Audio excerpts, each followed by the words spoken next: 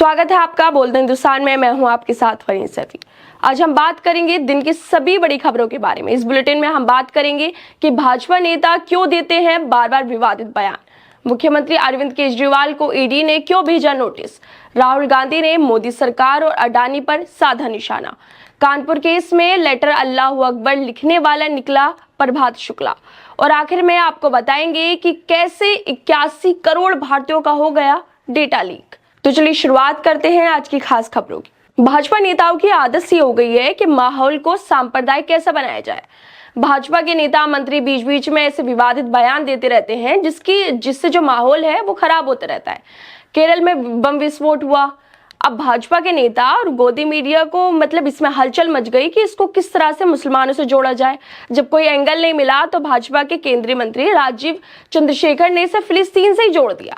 आखिरकार इन धमाकों में भाजपा वालों को कोई एंगल नहीं मिला तो इसलिए उन्होंने मुसलमानों से जोड़ दिया, फिलिस्तीन के मुसलमानों से जोड़ दिया। भाजपा के जो नेता मंत्री हैं अपने भाषणों में खूब चीख कर विपक्षी दलों पर आरोप लगाते रहते हैं कि उनके राज्य में गुंडागर्दी बढ़ रही है, गुंडों पर कोई लगाम नहीं है। लेकिन बीजेपी खुद अपनी पार्टी के लोगों को नहीं देख रही। वो लोग इतने टैलेंटेड हो चुके हैं आप तो कि बैठे बैठे कहीं का भी माहौल आराम से खराब कर सकते हैं, विवादित बयान देते हैं। लेकिन अब कोच्चि जो पुलिस है उसने जो मंत्री जी पर शिकंजा कस लिया है, उनके खिलाफ मामला दर्ज करते हुए आईपीसी धारा 153 और 153A लगाई गई है। अब आपको मुख्यमंत्री अरविंद केजरीवाल से जुड़ी खबरें बताते हैं। 5 राज्यों में चुनावी माहौल चल रहा है। इसी बीच जांच एजेंसियों ने जांच एजेंसी है वो काफी एक्टिव हो गई है, लगातार छापेमारी कर रही हैं। कभी गुजरात तो कभी छत्तीसगढ़, कभी मनीष सिसोदिया तो कभी संजय सिंह।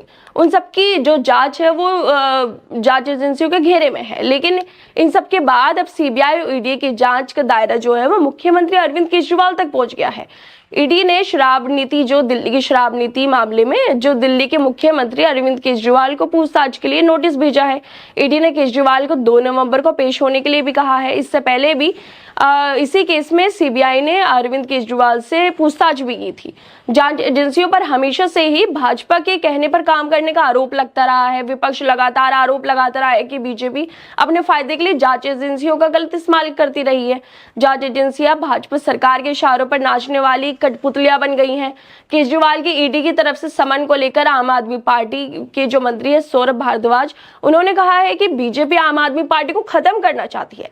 इसी वजह से उसे अरविंद केजरीवाल को झूठे आरोप लगाए जा रहे हैं, उन पे केस दर्ज किए जा रहे हैं ताकि उन्हें फर्जी केस में जेल भेज दिया जाए और आम आदमी पार्टी को पूरी तरीके से खत्म कर दिया जाए। खैर, आप लोग क्या सोचते हैं इस पे? कि इलेक्शन आते ही जो हमारी जांच एजेंसियां वो अलर्ट हो जाती हैं, ये जो भाजपा हारने के डर से जांच एजेंसियों से ऐसी कार्रवाई करवाती है, या फिर बाकी जो जांच एजेंसियां हैं वो निष्पक्ष होकर अपना काम कर रही हैं?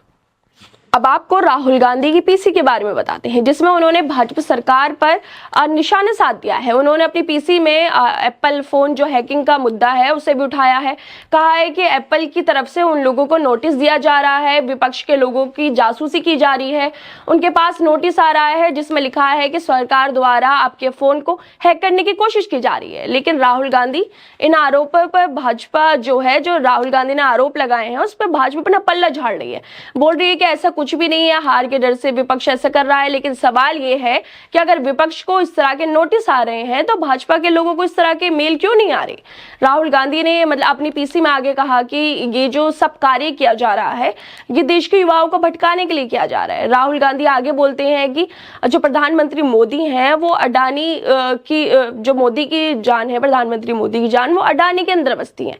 या ऐसा भी बोल सकते हैं कि जो एक राजा है, उन्होंने एक जिक्र भी किया पुरानी कहानी का। उन्होंने कहा कि जो एक राजा है उसकी जान जो है वो तोते के अंदर बसती है। इसी तरह से जो मोदी सरकार है, मोदी जी है, उनकी जान भी अडानी के अंदर बसती है।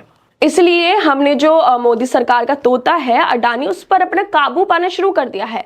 अडानी के सारे बंदरगाह उनको दिए गए मोदी सरकार की तरफ से, एयरपोर्ट तक दे दिए गए।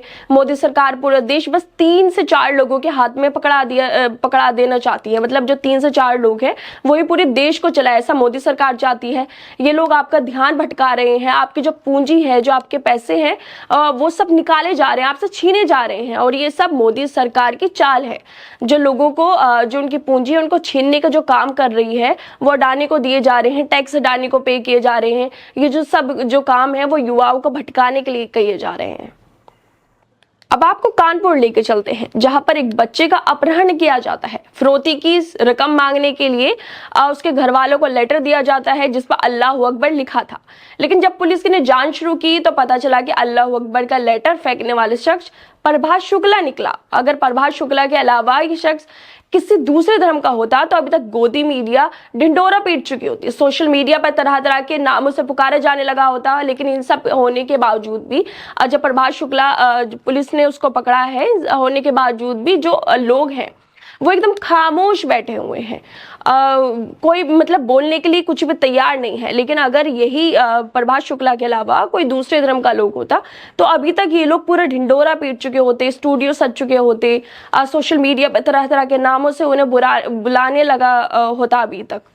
लेकिन इन सब के होने से पहले ही जो पुलिस है उसने मामले को संज्ञान में लेते हुए जो असली इसका आरोपी है उसको सबके सामने लाकर खड़ा कर दिया है। सोचिए किस तरह से एक समुदाय के खिलाफ पूरा माहौल बनाया जा रहा है। लेकिन इन सब में जिम्मेदार कौन है? हमारे नेता या मंत्री जो भाषणों में मुसलमानों के खिलाफ खूब जहर बोलते हैं, खूब झूठ फैलाते हैं और नफरत फैलाते हैं। यह मामला उत्तर प्रदेश का है, इसलिए शायद जो राष्ट्रवादी लोग हैं वो इस पर भी कुछ बोलने से कतरा रहे हो। कानपुर में सबसे बड़ा जो कपड़े कारोबारी थे उनके बेटे का अपहरण हो गया। न सिर्फ अपहरण बल्कि उसकी हत्या भी कर दी गई। प्रभात शुक्ला नाम का जो शख्स था उसने अपहरण के लिए 30 लाख की फिरौती भी मांगी और जो लेटर को उसने फिरौती के लिए भेजा था, इस्तेमाल किया था, उस पर अल्लाह अकबर भी लिख दिया ताकि लोग जो हैं वो नफरती जो कंटेंट है उसमें फंस जाए और वो आराम से बच जाए। यानी कि जो मामला है ये दूसरी तरफ चला जाए, सांप्रदायिक हो जाए और जो उसका काम है प्रभात शुक्ला का वो आराम से हो जाए। अब मैं आपको आपकी ही सुरक्षा से जुड़ा हुआ एक मामला बताती हूँ। अगर मैं कहूँ कि आपका डेटा लीक हो चुका है तो क्या आप यकीन मानेंगे? लेकिन ये सच है। भारत में अब तक 81 करोड़ लोगों की निजी जानकारी डार्क वेब पर लीक हो चुकी है। डार्क वेब का इस्तेमाल इंटरनेट पर नियम कानून से बचने और आम लोगों को ठगने या हैकिंग जैसी अवैध गतिविधियों के लिए किया जाता है।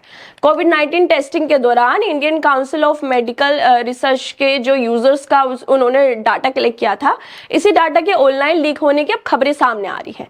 लीक हुई पर्सनल डिटेल में नाम, address, phone number, email address और आधार नंबर तक शामिल किए गए हैं। अमेरिका की साइबर सिक्योरिटी कंपनी रिसिक्योरिटी ने एक रिपोर्ट प्रकाशित की है। इस रिपोर्ट में दावा किया गया है कि करीब 81 करोड़ भारतीयों की आधार और पासपोर्ट से जुड़ी निजी जानकारियां डार्क वेब पर भेजी जा रही हैं। मेरी रिपोर्ट्स की माने तो भारत के इतिहास में ये अब तक का सबसे बड़ा डेटा लीक होने वाला स्कैम बन चुका है। खैर, आप लोग इस पर क्या सोचते हैं? हमने जो आपको खबर दी उस पर आप क्या सोचते हैं? अपनी राय हमें कमेंट करके जरूर बताएं और बाकी देश और दुनिया के तमाम खबरों को देखने के लिए जुड़े रहिए हमारे साथ।